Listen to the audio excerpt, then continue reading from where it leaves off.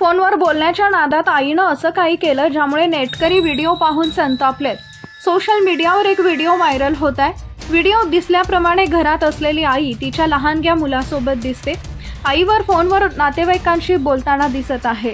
त्यानंतर स्वयंपाकघरातून भाजी कापण्यासाठी भाजी आणि चाकू घेऊन येते। त्यानंतर थोड्या वेळाने बाळाला हातात घेते आणि फ्रीजकडे वळते।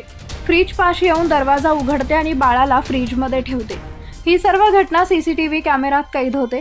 काही वेळाने आतल्या खोलीतून मुलाचा बाबा येतात। बाळाला शोधण्याचा प्रयत्न करतात, पण घरातच आजूबाजूला असल्याने त्यांना संशय येतो। त्यानंतर पुन्हा काही वेळाने घरातून बाळाच्या रडण्याचा आवाज येतो। बाळाला घरात शोधण्याचा प्रयत्न सुरू होतो, परंतु बाळ काही सापडत नाही। फ्रीज पाशी गेल्यावर समजते बाळाचा आवाज फ्रीजमधून येत आहे। फ्रीजचा दरवाजा उघडल्यावर बाळ आत असल्याचं दिसून येते। यानंतर मुलाच्या बाबाने बाळाला बाहेर काढले। बाळ सुखरूप असल्याचं दिसून येत आहे। या घटनेचा व्हिडिओ सोशल मीडियावर व्हायरल होत आहे।